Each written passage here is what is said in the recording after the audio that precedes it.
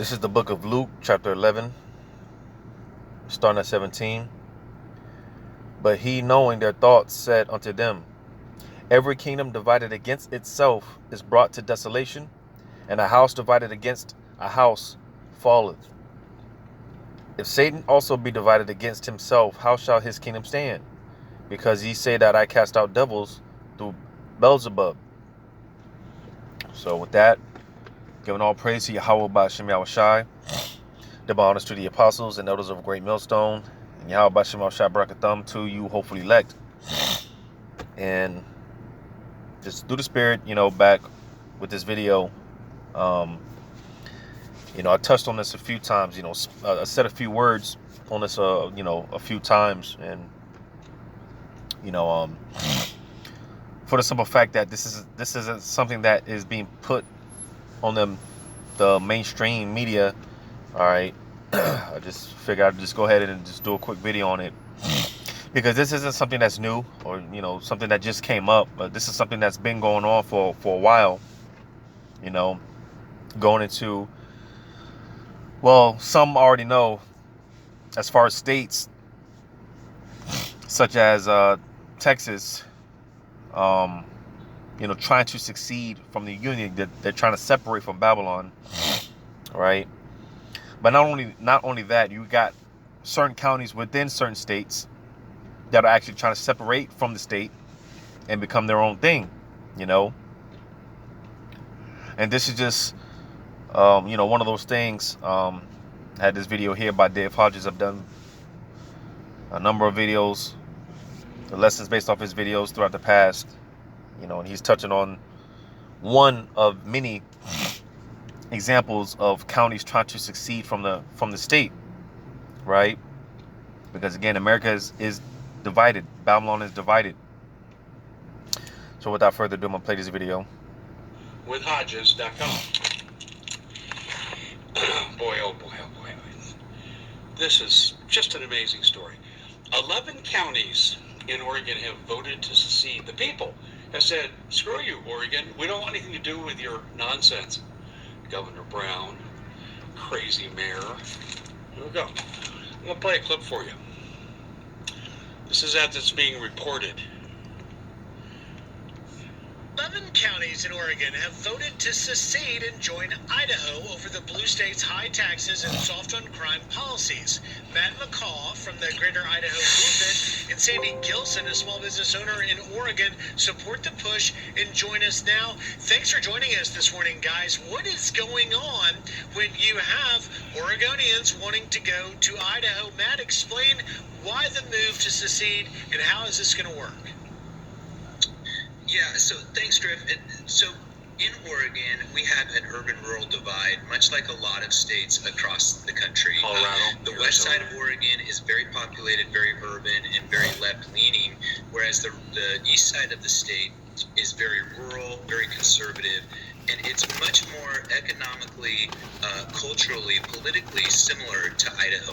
So people in Eastern Oregon have felt like their state-level governance has not heard them, has not paid attention to our concerns, and has not been working for Eastern Oregon. So what we've been doing over the last 2 years in the Greater Idaho Movement is we've been going county by county and asking folks, would you like your elected leaders to look into moving the state line, moving the border, so that people in Eastern Oregon can get their state-level governance from Idaho, which is much more similar to their values and represents what Eastern Oregonians want much better than Western Oregon does.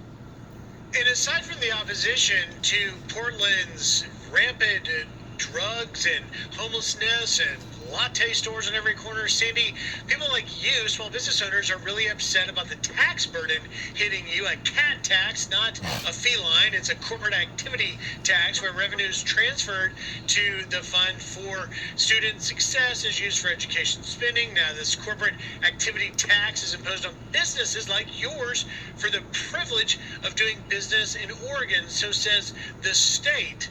How do you feel about this? Oh, I hate it. It is actually driving out businesses, especially here in rural Oregon. We're losing pharmacies and other businesses like that. What it is a tax on every dollar, gross dollar made over $1 million.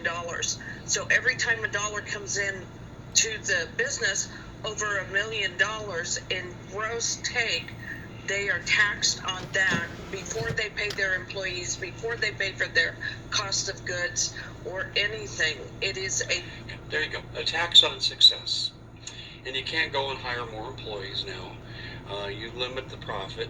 The government becomes more communist and becomes a partner in your business rather than the business supporting government. This is a ridiculous tax. It's a ridiculous set of circumstances. So here's the bottom line, ladies and gentlemen. Here's the bottom line. I think we're going to see this in Colorado. I think we're going to see this in Illinois.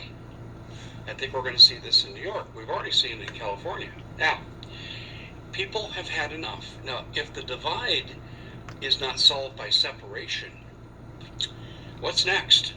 Civil disobedience. Sorry, we're not paying your tax.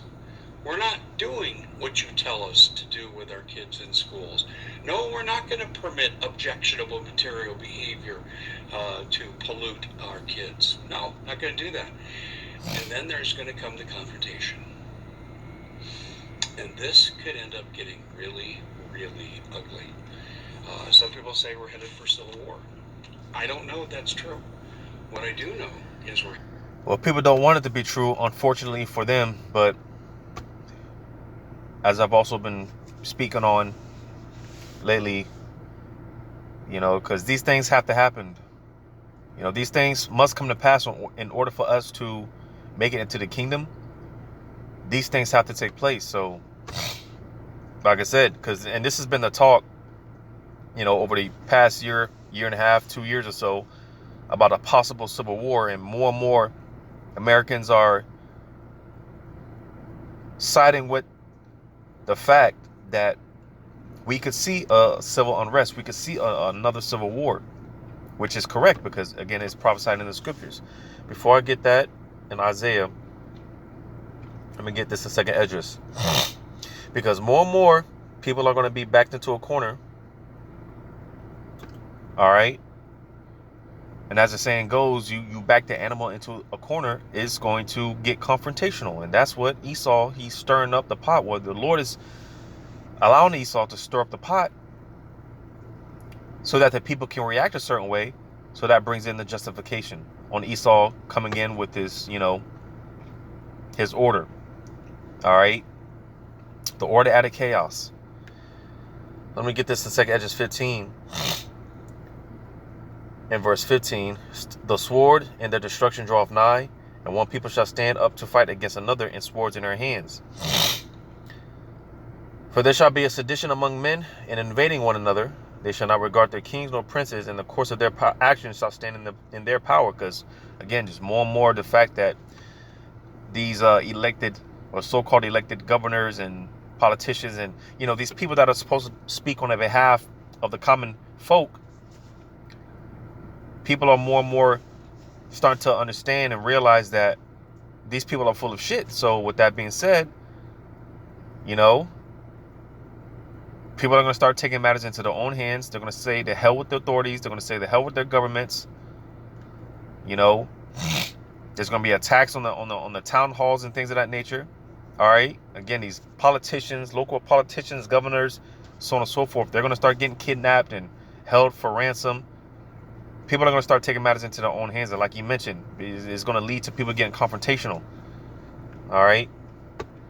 Because, again, this divide, this great divide. All right. America is greatly divided. So, like I said, over the years, you've been having states trying to succeed or wanting to succeed from the Union, wanting to succeed from Babylon and become their own entity. And I mentioned this before, and I did a video on it some time ago. Because I recently rewatched the movie Bushwick, right? Which basically the movie was about Texas. And, you know, I often say, man, pay attention to Texas. Because, I mean, just like with the whole thing with this train derailment in Ohio, right? You know, because Esau tells you what he's going to do before he does it. So it's no coincidence that you had this movie on Netflix called White Noise. In the movie, they show, because the movie takes place in Ohio. And in the movie, now I'll say this, because I watched it from start to finish, and it's I believe it was over 2 hours, and you really have to, because at this point it's just a matter of picking up the spiritual gems, because like I said, watched the movie from start to finish, and it was it was pretty boring. I had to really stomach enough energy and courage to actually finish, watch the movie. But in the movie, they actually show, like I said, the setting in the movie takes place in Ohio, and they show this trail derailment with carrying toxic chemicals and getting into the air, right? Stuff like that. So like I said, they don't make these movies for no reason. So going back to this movie Bushwick, again, it's no coincidence, because, and this goes to show you, because the scriptures talk about sudden destruction, all right? Because when you watch the movie Bushwick, pretty much all hell had broke loose out of nowhere. Just all of a sudden, all hell had broke loose, and come to find out, martial law was pretty much declared for the fact that Texas decided to secede from the Union. They wanted to do their own things, and you had these mercenary groups, if I'm not mistaken. I don't think it was foreign troops, but I think it was like hired mercenary groups, if I'm not mistaken, basically going to these different states, trying to gather up people for the cause, and stuff like that. All right. And again, the movie takes place in Bushwick, but the movie was about Texas succeeding from succeeding from Babylon. And again, all hell just had broke loose. So that's why I have to say, pay attention to Texas, because it's no coincidence they put these things in the movies, But again, you got several states, not only states trying to succeed, but you got counties within certain states trying to, break off and, do their own thing. Because again, this it's America is divided. Babylon is divided. All right. And with that being said, again, it's more and more people are gonna get put into a corner. They're gonna get backed into a corner, and more people are just gonna say the hell with it. And they're gonna take matters into their own hands. So it's gonna lead to civil unrest. All right, a civil war. Another civil war is going to take place here in America. So with that being said, Isaiah 19:2, and I will set the Egyptians against the Egyptians, and they shall fight everyone against his brother and everyone against his neighbor, city against city, and kingdom against kingdom. This is what we're seeing. City against city. All right. States going against, other states, counties going against other counties, going against the state, so on and so forth. You see? So yeah. Verse 2 again, I will set the Egyptians against the Egyptians. Talking about America, because America is spiritually called Egypt. And they shall fight everyone against his brother, and everyone against his neighbor, city against city, and kingdom against kingdom. So, it's going to be, from there, that's going to be all she wrote. All right, civil unrest is bound to take place. His kingdom is divided. A kingdom divided against itself cannot stand, as I read. All right.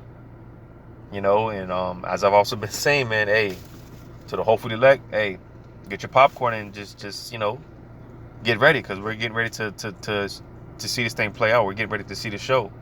So sit back and enjoy the show. Let's see how this plans out, Lord willing. With that, all praise to Yahweh Shema Shai. The honors to the apostles and elders of Great Millstone. Yahweh Shema Shai Barak Thumb. To you hopefully elect. Till next time, Lord willing, Shalom.